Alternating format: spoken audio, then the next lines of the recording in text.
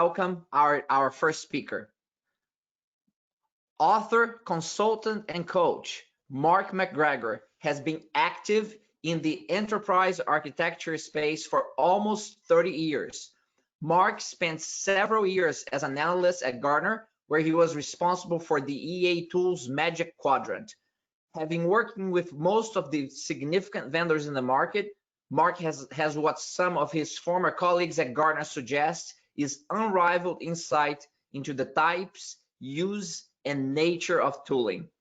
And today, he's going to share some insights into why and how we need to change the perception of enterprise architecture. Mark, we're really thrilled to have you here and look forward to your presentation. Thanks, Jose. So if you all just bear with me, then we'll get the screen sharing underway. Okay, so let's get the technology working. Looks good, Mark. Yeah, we're there. Right, excellent. So hi everyone, and thank you for joining this session. Thank you to Jose for that very kind introduction, and of course thank you for the team at BTOES for inviting me to share with you today. So the challenge that we have, as ever, is, it's always easy to write a long book. Writing short books is kind of hard, and so it is with presentations and how we run through the material. So I'm going to do my very best to stay within the time. Jose is going to keep me honest, I am absolutely sure, and hopefully we'll get those time for those questions afterwards. So I think we can all agree that in the last 20 years, yes, the world's been changing a lot. I mean, everyone talks about change happening faster and faster, and the past 4 to 6 months have seen ridiculous amounts of change. Now, I've said 20 years, we could go back 30, 35 years in terms of the beginnings of enterprise architecture, but the reality of it is most of us think about it as being in just over the last 20 years, certainly around about then when tooling really started to come into its own. The problem, though, is that although the world has changed a lot, I suggest to you that for many of us, the EA practices, tools, and approaches are still rooted in the past. We're still thinking like we were then. We don't seem to have moved on. And, if you ask people about enterprise architecture, what it is and how to describe it, they're most often going to come back and talk to you about, well, it's about Archimate or Zachman or frameworks, repositories, TOGAF, governance, standards. These are the words that we keep associating with it. And of course, the end result is that often people will say, hey, you know what? This stuff just takes way too long and costs too much. And you can't even agree as enterprise architects what enterprise architecture is.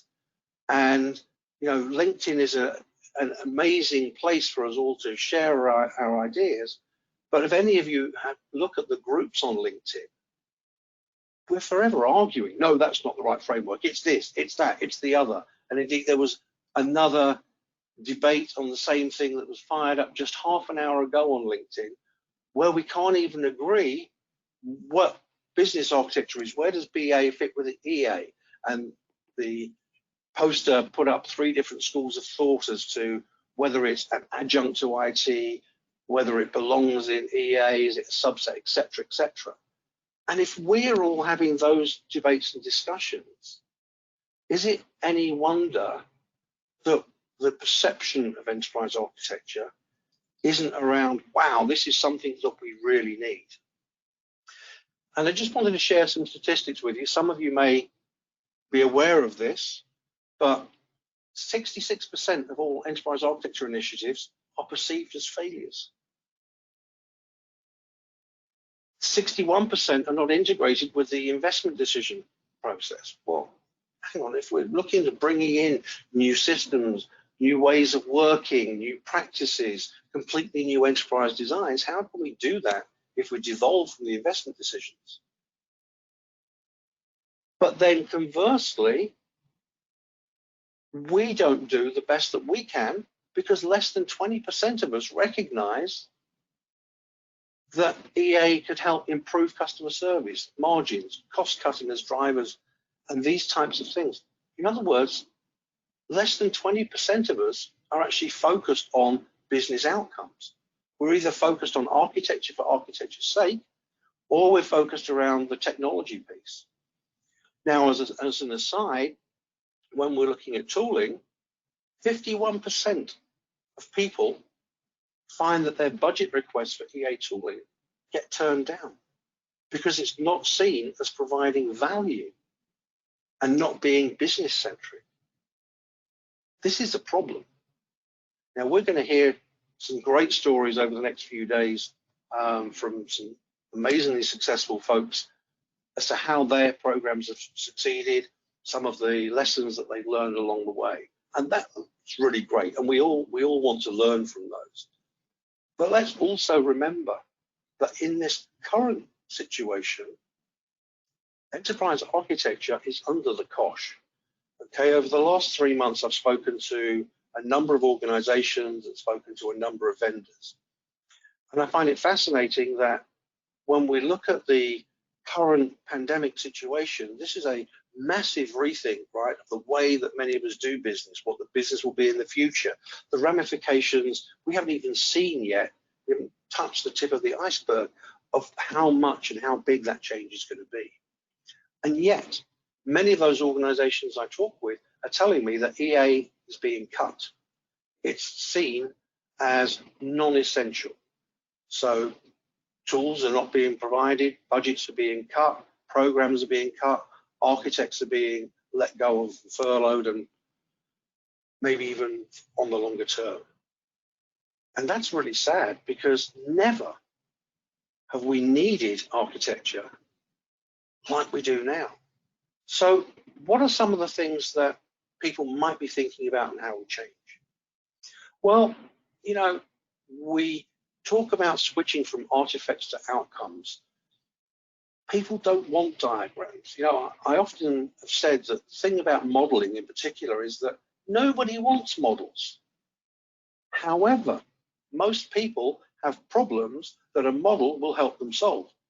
And I'm sure that many of you have also found it as interesting as I have, watching some of the statistics around the spread of corona and talking about, you know, what the potential mortality might be, what the caseload is going to be. And these are model-based outcomes, right? What we want to know is the outcome. However, in order to drive those outcomes, the guys in the various institutions, be they educational or scientific research, are having to create models. Now, the other thing that's also amusing is that if you pin it down to them and say, well, 6 months ago, you told me it was going to be this, and now you're telling me it's going to be that, their response is, but of course, the model is constantly evolving. The model is changing. We're getting new information and fresh information, which enables us to make better predictions of outcomes and the such like. And this is the way that we should be thinking about enterprise architecture. It isn't a one and done. We never have all of the information, and we shouldn't even try to get all of the information. However, when we start to then talk about outcomes, and many of you on the call are likely to be now saying, I've already moved to an outcome-based approach and I'm working on business outcomes. And I'm hoping that this applies to the people that are not with us today, rather than the enlightened group that we have with us. But when I talk to them about, well, what are the business outcomes that you focus on? They say, well, it's application rationalization, maybe data center consolidation, technology standardization, the Internet of Things. And what I suggest is these are really useful for the business, but they are IT outcomes. They're not business outcomes. A business outcome, you know, as we just discussed, could be creating a new business model that looks at how the world has changed. It could be that digital transformation. It could be new revenue streams or increasing revenue, improving customer experience, dealing with regulatory change, making mergers and acquisitions happen faster and easier. These are the types of examples of business outcomes that our C-suite and our business leaders want. Our question then becomes, how do we talk to them in a language that enables them to see that the value that we bring as enterprise architects is in helping solve those problems? How can we help them solve those problems easier and faster? So all of those diagrams or models that we're creating have no real value unless they relate to a business outcome. And this can be done. It requires a little bit of work, sometimes drawing the strings up. But many of you will have trained in things like business analysis, and you'll have used business analysis to get into root cause and looked at the 5 whys as an example, drilling down to find the root cause. But you can also use the 5 whys to come up with. So, why are you wanting to put in this new desktop application? Well, because it's going to make it easier for somebody to do something. Well, why is that?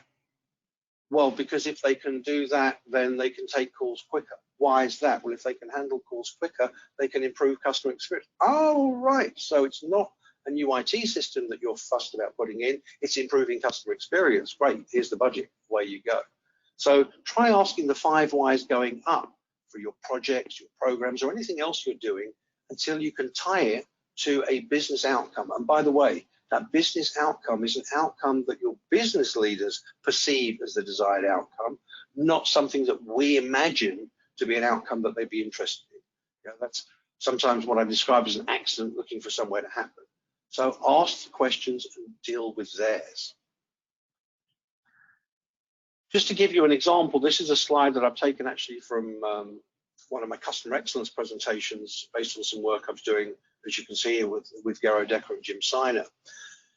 And as an example, Craig Menard, CEO of Home Depot, said, hey, I'm going to get out there and we are going to completely transform the way that we're doing business digitally.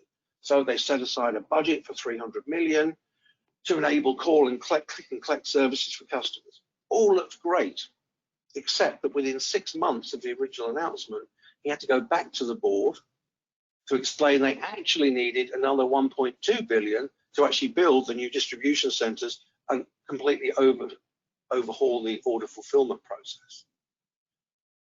So if we think about it, they weren't taking an enterprise architecture type approach. They were saying, oh, well, I can just do this in this small space without looking at those bigger impacts.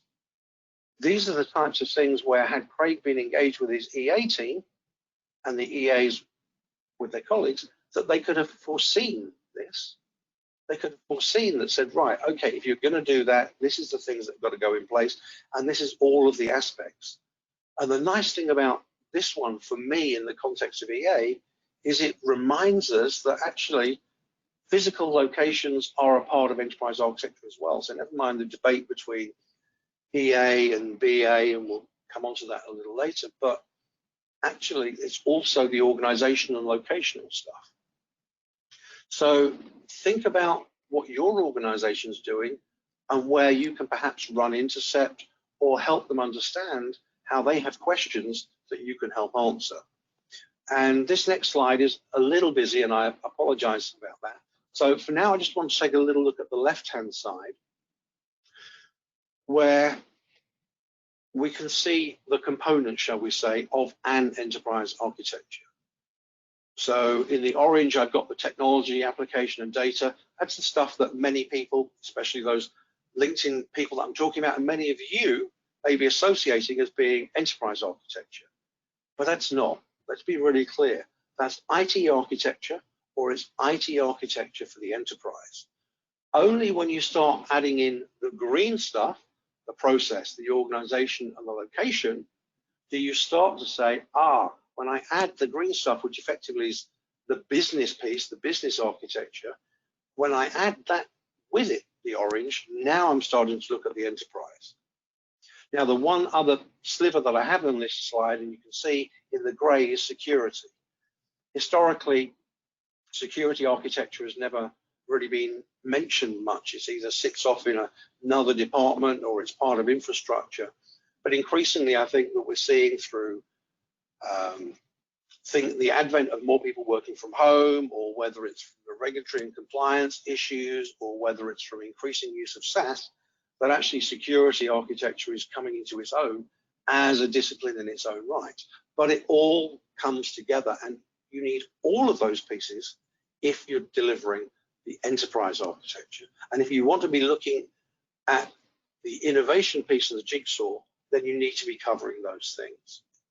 So that just gives you a flavor of saying, decide for yourself whether you're doing IT architecture, as in the orange, business architecture, as in the green, or enterprise architecture by looking at the complete piece. And I will leave each of you to form your own opinion as to where you fit on that.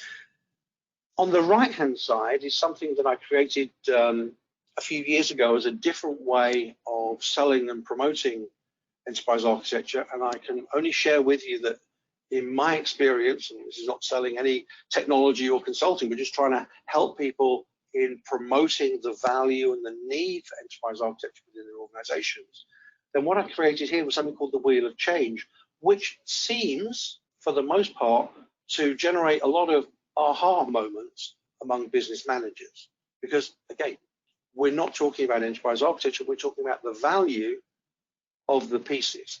Now, what I'd like you to imagine is that each of those rings, hopefully on your screens it's come out as a pinky red, you've got the purple, the cyan, and then the blue on the outside. If you can just imagine for a moment that each of those rings were independent and can rotate, then you can get questions, and let's just stay with where the wheel is now. But how is this technology going to deal with the governance that we need to satisfy stakeholders? Or when will this application be ready to help us identify and deal with this opportunity in the market? How can we differently use data to reduce waste and improve our societal responsibility, etc., etc. Now, as those rings rotate, they generate 1,296 questions at a minimum, assuming you just have one question in each section. So my question that I always ask is, how do you answer those questions?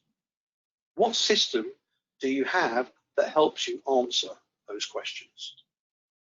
And often you'll get a lot of scratching of heads of saying, I don't know. In fact, we don't even ask some of those questions, and perhaps we should do. So these are the ways of thinking and talking to people. It's the old suggestion of how do you describe something without using the words itself. Rarely do you hear enterprise architecture described in a way that doesn't become self-referencing. I suggest to you that the Wheel of Change is a way of talking to people about the value of what you bring, talking to them about the questions that they might need to seek answers to in order to achieve their objectives. So I leave that with you as something to have a ponder on, and I'll come back to you later at the end of the presentation because I've got some other resources around this that might help you, and if you want to reach out, I'm happy to share them. So for me, okay, and as I said, the LinkedIn views are all over the place, and some of you on here will agree, some of you will disagree, and some of you just won't know what to agree with. For me, enterprise architecture without business architecture is just IT architecture. And there's nothing wrong with that. We need an IT architecture. We need IT architects. However, it becomes really difficult for those that are passionate about enterprise architecture to move the practice forward to help organizations when IT architecture is done and described by people that perceive themselves and keep calling themselves enterprise architects and keep moving the definition to fit their job title. So be cautious. So one of the other topics that I wanted to talk to you about in terms of that changing perception was the use of governance. I hear a lot of people talk about, it's our job as architects, we govern the standards, we mandate what's going on, people must follow. And I'm here to tell you that actually governance is one of the prime reasons that many people, even within IT groups, want to avoid or work around the enterprise architects. They see them as policing. This is not a way to engage people. Some of it is just a linguistic change. We know that some stuff needs to be governed, but it's not your job to tell me what to do. It's a good idea for you to have guardrails or policies in place to protect me, but you are not the people that should be mandating everything. I just wanted to share with you a very quick and simple story. I don't know if any of you have read this brilliant book. It was quite old now, FedEx Delivers, and it's the story of many things that goes on within FedEx. But one of the stories I particularly liked was when Fred Smith got together with his IT folks many years ago and said, look, I've got this idea, and what I'd like is a way to electronically capture the signatures for deliveries. And I want you to go away and come back and tell me how we can do it. And the guys went away, they came back and they said, sorry, we can't have one. They said, well, what do you mean? He said, well, we've looked everywhere and nobody makes it. It's a great idea, but nobody makes it. So we can't have it. He said, no, you weren't listening. I didn't ask who made it or where we could buy it from. I asked you to create one, to give us one. So they go away, and once again, they go away for a while and they come back, and then they come back and say, well, we had a look and it's not going to work because it's going to take too long and it's going to cost too much. And he said, I don't remember telling you that there was a time and a budget. I asked you to go back and come back and tell me how to do it. And eventually they went away and they created the first handheld scanners. And now, of course, everyone's using them all over the place. But there's an example where they had in mind that they were governing or trying to govern the way that the business worked. The guardrails would have been saying, hey, well, we can create this, but here's the security risk, or here's the risks here, or here's the risk there. And the business gets to decide, not the enterprise architects. We're the proxy. We're there to provide the suggestions, to provide the advice. Ours is not to govern the business. If we keep pushing governance and policing, then the only thing we're going to do is to keep pushing ourselves further and further and further away from a central role. So be cautious when you think about governance and think about how you can change the language. You know, guidelines and guardrails are seen as supportive. Governance is seen as something that's disabling. It's not an enabler, and we want to be enabling the business. So I want to share just a little bit around toolings, and let me build the slide. So I've got a lot more information on this, and again, I'm going to give you some links so you can reach out and we can use this afterwards. But one of the things that I did last year is some surveying around this, and some of this was done by me, some was done by others. But if we look at the survey and say, well, what's important to you in terms of tooling and everything else? And what you can see is that the architects were very much up there in the yellow. Oh, it's got to be easy to use. It's got to be easy to import and connect external data. You know, yeah, those guidelines and governance, we need to be doing that. But have a look at it and say, actually, we have to come down a number of levels to what I've got in the green here. Things like easily consumable for non-architects only scored a 3.6. Impact analysis for people across systems was only 3.5. ROI that can be shown in weeks, not months, scores lowly as 3. These are the types of reasons that we're struggling sometimes when we're bringing in tooling. People want results in weeks, not months. Another piece of work that I've done that I've not got here for you is showing that some of the newer tools now are able to produce tangible business results in under 3 months. Whereas most of the traditional tools seem to be around 6 to 9 months, with many 12 months plus. And then one of the other questions that I asked people about was, well, what about getting useful answers from the tool is more important than drawing pictures? Now, good news is that 63% strongly agree. The bad news is that 37% didn't actually see beyond the diagrams and the drawing. And then when I asked the question about the focus of tools on models, but as opposed to insights, people agreed that actually they needed more insights from the tools, which is interesting in as much as the vendors don't seem to focus so much on insights, but also when we're trying to get that budget for the tools, we tend to focus on the tool itself and rather than the insights. So just something to think about is that it's around the insights and time are the things that are going to make a difference to you. And as a separate piece of work that I did, I found that actually new beats old when it comes to EA tooling. So, and when I say old, I mean the traditional vendors, and many of whom, by the way, can be up in the top right of certain well-known graphical representations. And actually some of the others that are in the lower half, sometimes even in the left, when I look at the head-to-head analysis of wins versus losses, then the newer guys are beating the old hands down. So I talked about in that previous slide, one of the bullets there being around the consumption, the use of that material by a broader group. And I think this is something that is worth taking a few minutes on. Enterprise architects are very concerned with getting to that single source of truth, whether it's bringing in from other systems, whether it's bringing in from traditional Excel, Visio, PowerPoint stuff, and however they frame it, whether we use vertical frameworks or horizontal frameworks to do the collation. And we're very, very focused on that. And here's the challenge. If the only people that are going to use that information are the architecture team, it's going to be seen as an expensive exercise, either from the tooling or from the work involved perspective.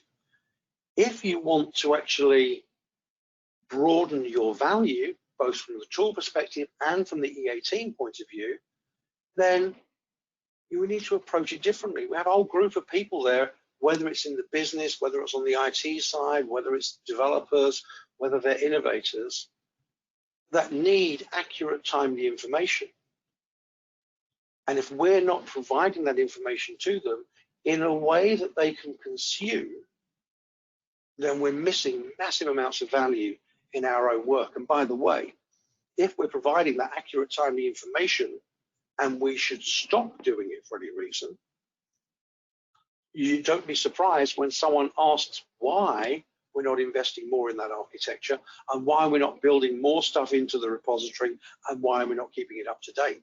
It's a completely different mindset. We move from a push to a pull because people are seeing value in the work that they do. And that's a really big group of people. On the flip side, on the right-hand side, then we can think about, well, how are we presenting that information in a way that populates management dashboards? Not about the architecture, because they don't care about that. That's just the model underneath.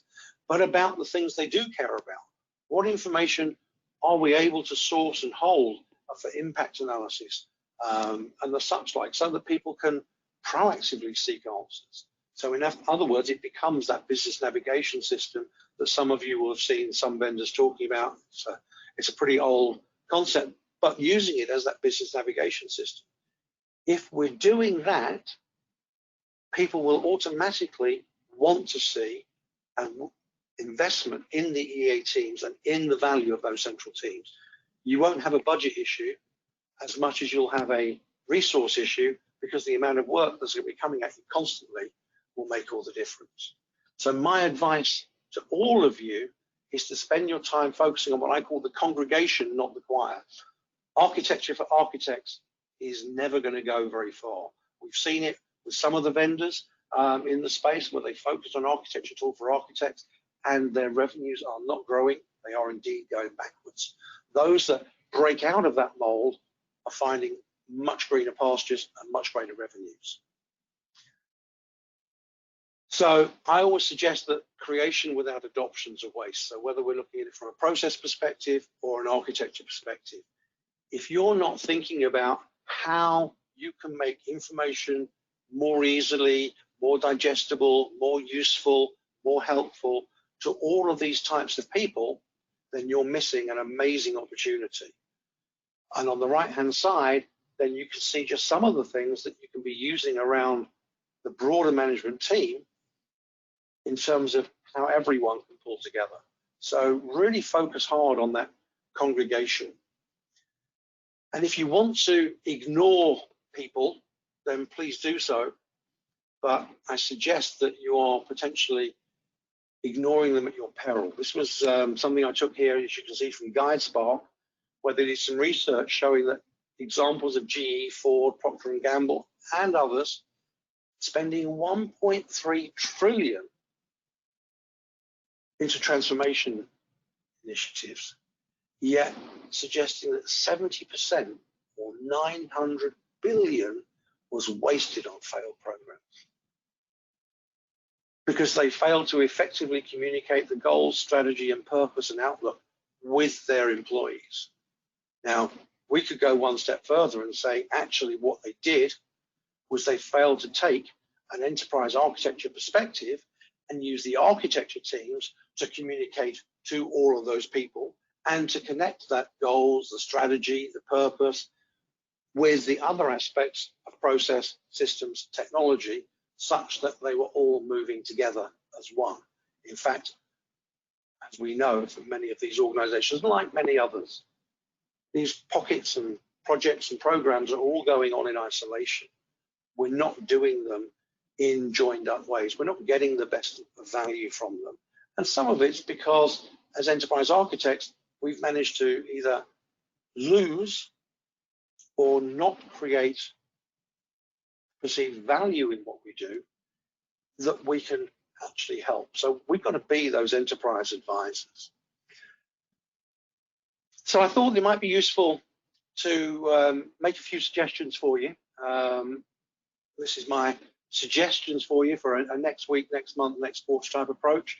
Just going through, giving you some things to think about that says, well, okay, what about meeting with your choir to discuss the risks and timing of possible EA cuts? Because unless you're very lucky, I'm seeing lots of them happening now, and sadly, I think even more will be coming. So have a look at the timing of those and be ready to make sure that you're not waiting until the cut arrives to put the mitigation in place. So identify who your congregation is, what they need, what they want to hear, and how they want to hear it. Don't try and using your language, use their language.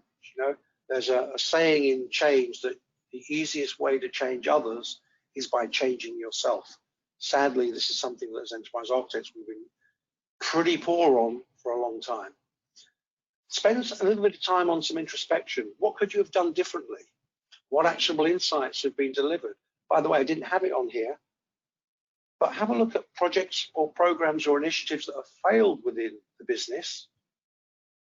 See if you can identify what the cost of those failures were, either in lost opportunity, hard costs, and try to elaborate how architecture could have saved some of those things, and that may help you.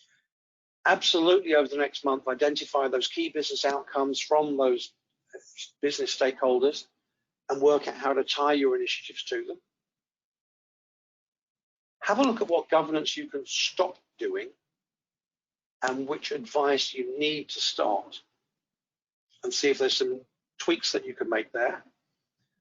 Some of you will still have separate business and IT architecture. I suggest that you'd be really well placed to start planning how to better unite or reunite the two back into one. Over the next quarter, communicate your architecture in business-focused language. Can't say that enough. Really get practicing and think about how to change it.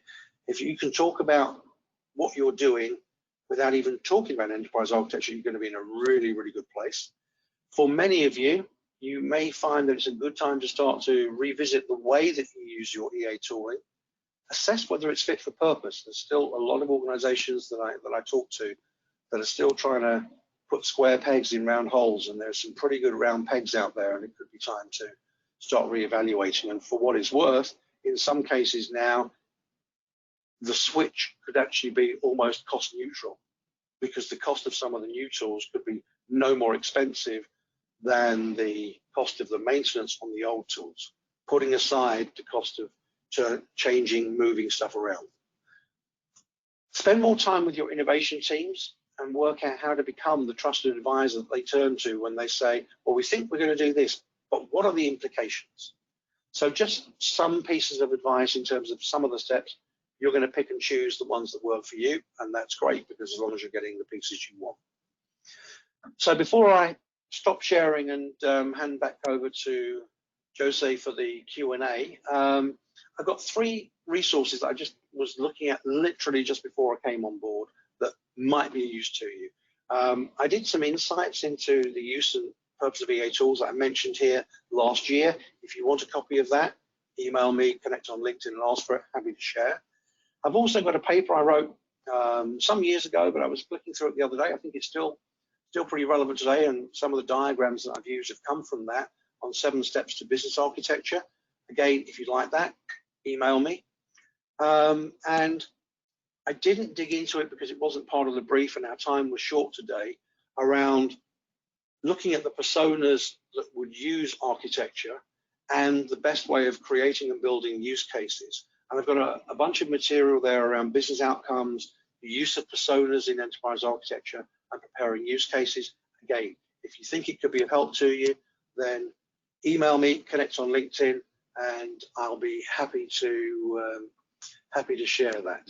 So I am now going to stop sharing my screen, and Jose is going to come back with us. There we go for the Q&A. There we go, Mark. Thank you very much for your presentation.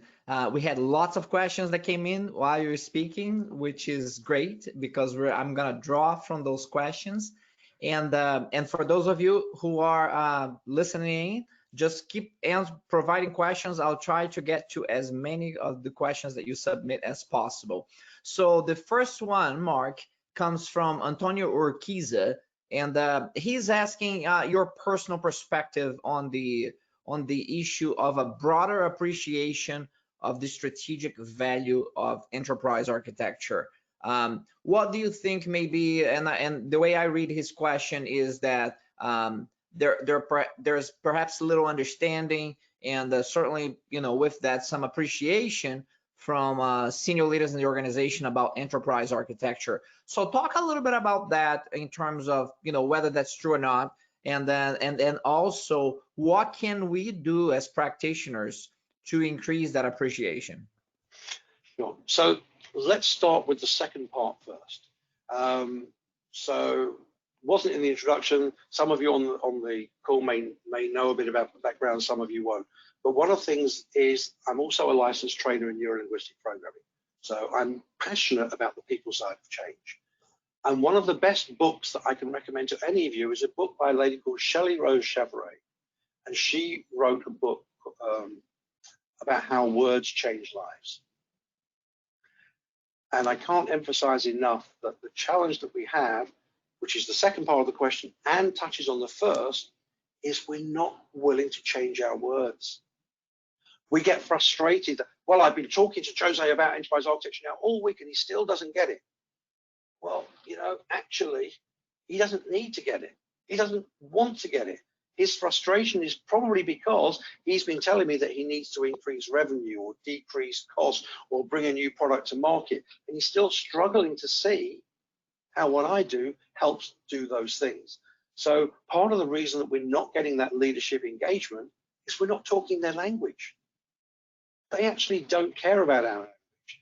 You know, we talk about, if you're a really good change professional working inside a project, the great thing is that when you leave the project, nobody notices, right? That's the mark of success. And so it should be with what we're doing.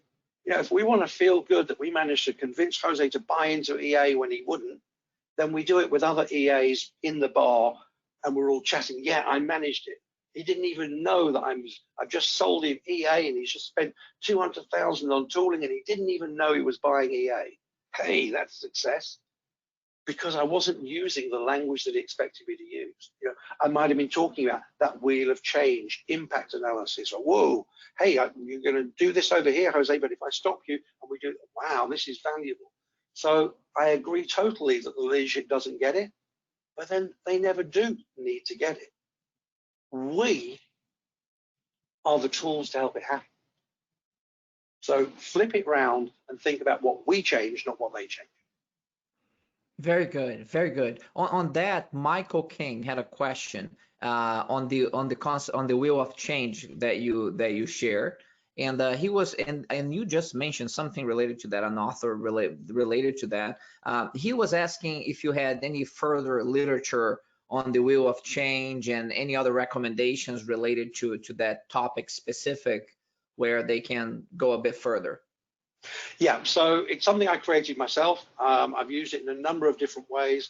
I have lots of bits of material around it, and certainly slides with a little more depth on examples. And so all I can suggest is that he reaches out to me, and I'm happy to share, maybe even have a call with him or with anybody else. Happy to share it. It's out there. Very good, very good. Also, Mark, there was a lot of commentary that happened during our session, and then I think that the gist of it was that a lot of people's experiences were that EA had more holistic people who understood business and processes, and they foresee how to improve the process and where the digital transformation may fit. So that's good. So different perspectives there. I think the gist of it is that people feel that they are already taking more of a holistic approach. But I couldn't help, and my own biased way is that I work with hundreds of organizations, and I think that sometimes the architecture people feel that way, but as a non-IT person, I don't think that I see a major gap, and I think you highlighted that. Why do you think there is such a gap between there's almost an awareness issue that the IT folks actually believe that they are connected with the process, they believe they're connected with the people, they believe that they are working on the right things for the business, but when you talk to senior leaders, they're like, they feel a distance and they feel a disconnect. Why do you think this happens so often? Yeah, I mean, so the first thing is that I've got to totally agree with you. We spent a little time together in Orlando last year, so that I spend as much of my life in the operational excellence and customer excellence and process space as I do in the EA space. And I absolutely agree with you that when talking to people in the EA space, they tend to say, oh, we're doing all that. They say, well, that's interesting because the thousands of people that attend those other events around operational excellence say that they're doing it, and none of them doing it in association with their EA team. Some, if we push them, will say that we're doing it despite our EA team. Yes. Some will say we keep them out of the room. And I think there's lots of things at play. And by the way, for those of you that are on the call and you're getting ready to scream at me, there are other examples, of course, where everyone is working in perfect harmony, and that's great, and we love you all. Unfortunately, it is the minority. I don't care what you're telling me, it is the minority.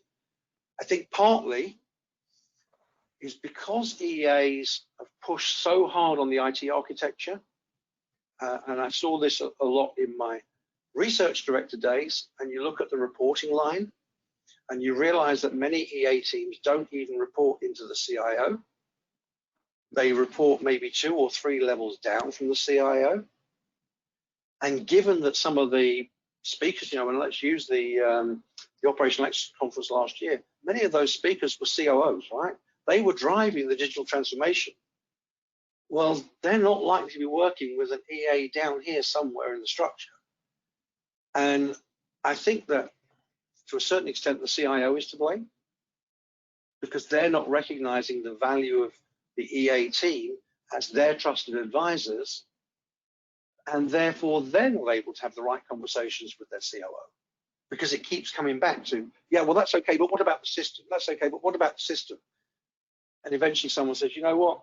I've got more than the system to worry about. I've got an organization. I've got a new business model. I've got people, all those other aspects.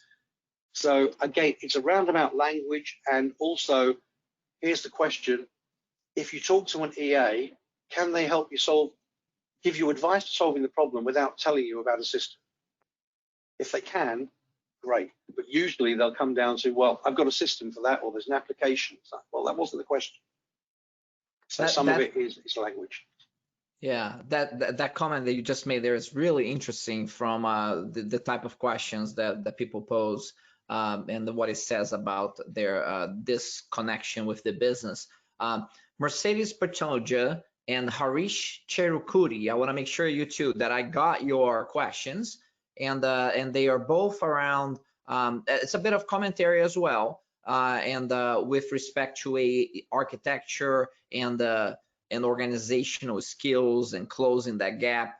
And the question that comes across on both of the statements that they submitted is, let's look at the minority. Let's look at the ones who do it very well, that you have had the privilege of working with organizations where EA is working a holistic, strategic way.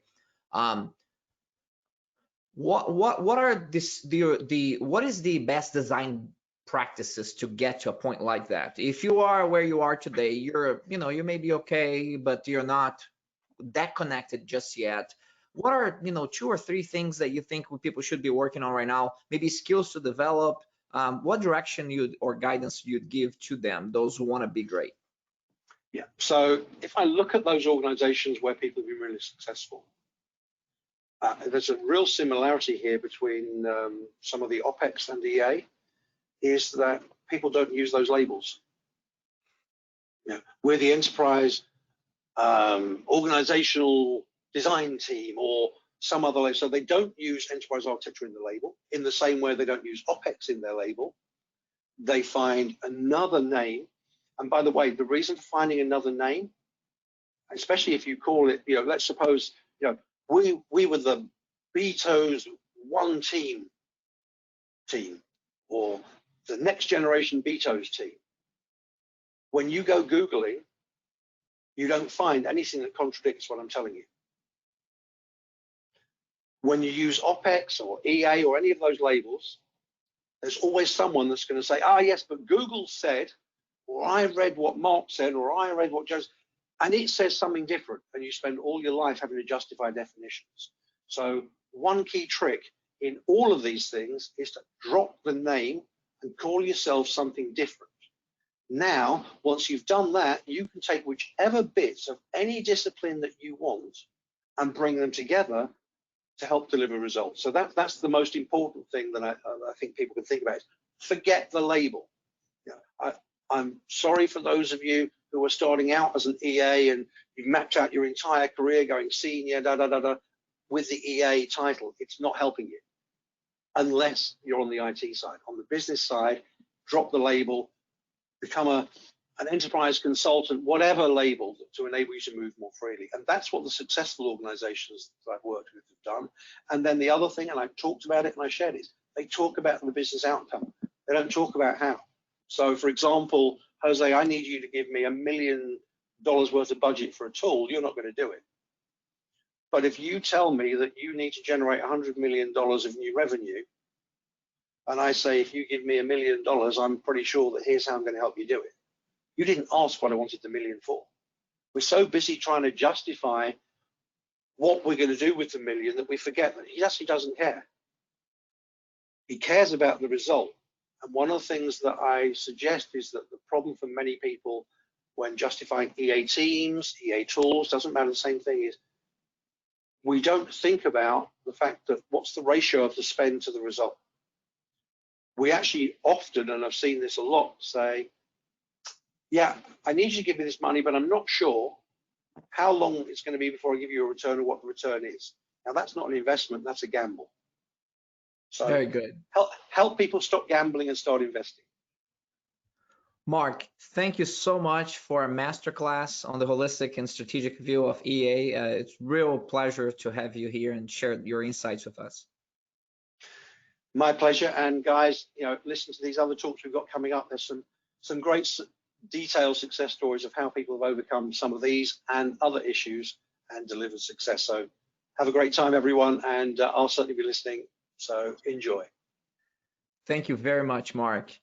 Ladies and gentlemen, we are at the end of our first session.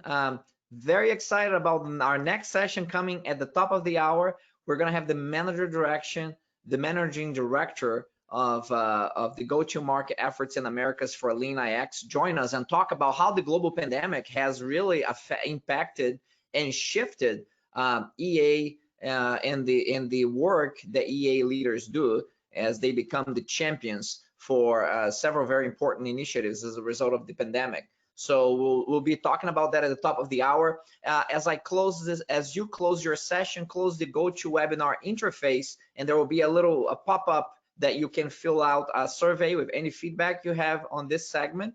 And we will close the webinar and reopen soon with the new session. So look forward to seeing you back soon. Thank you very much.